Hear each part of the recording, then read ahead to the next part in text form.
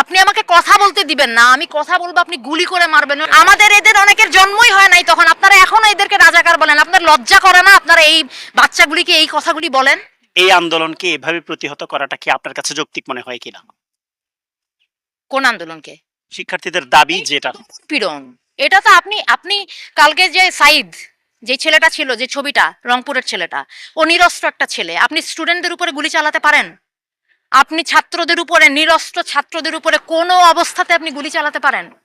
এটার জবাব প্রশাসনকে দিতে হবে। বাংলাদেশের মানুষ এটা জানতে চায় যে আমরা একটা প্রাণের কথা বলবো, একটা দাবি তুলবো, আপনার সেটা পছন্দ না হতে পারে, আপনি বাহাস করেন আমার সাথে। আপনি আমাকে কথা বলতে দিবেন না, আমি কথা বলবো আপনি গুলি করে মারবেন। ও একটা মায়ের বাচ্চা, ও একটা বোনের ভাই, আপনি ওকে মেরে ফেলছেন। এটা একটা কথা হলো? এটা কিছু হলো? এইটাকে আপনি বলবেন? এইটাকে আপনি স্বাধীনতা বলবেন? আমি কিভাবে আপনি আপনি কি এইখানে আপনি এই প্রশ্ন তুলবেন যে রাজাকার নাকি কি? এগুলি হচ্ছে আপনারা বহুদিন ধরে এই কার্ড খেলে যাচ্ছেন।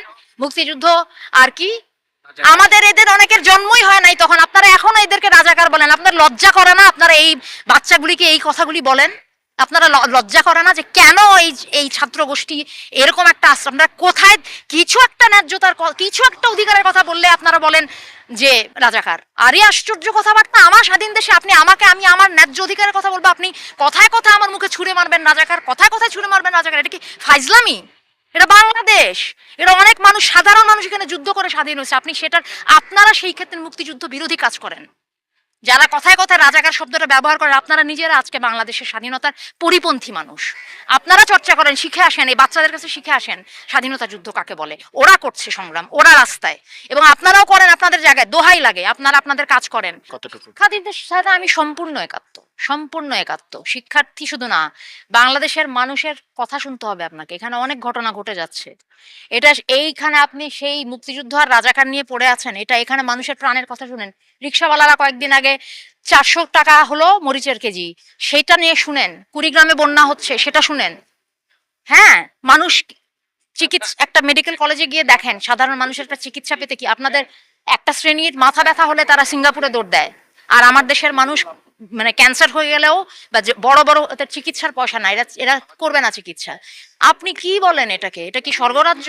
এটা কি সত্যি তাই এরকম? এটা বাংলাদেশ? এইটাকে আপনি বলেন? সাধারণ মানুষের অর্থনৈতিক স্বাধীনতা, কথা বলার স্বাধীনতা, কোনো কিছু যদি না থাকে আপনি সেটাকে বলবেন? আমাদের অনেক যুদ্ধ বাকি, সেটা আমাদের করতে হবে। সবচেয়ে বড় কথা হচ্ছে সক্ষমতা। আপনি কি একটা সাধারণ মানুষ হিসেবে অনুভব করেন যে আপনি স্বাধীন? আপনি একটা সুন্দর জীবন যাপন করতে পারেন এখানে, স্বাধীনতার বোধ? নাকি আপনি প্রত্যেকটা কথা কেটে কেটে বলেন, ভয়ে ভয়ে বলেন? প্রত্যেকটা কথার মধ্যে 100 বার চিন্তা করেন যে এটা বলা যাবে, এটা বলা যাবে না, আপনি তাহলে স্বাধীন না? কেন এটা করতে হবে আমাকে? এইটার জন্য লাখো শহীদ জান দিল, এইটার জন্য এইটাকে আপনি স্বাধীনতা বলেন?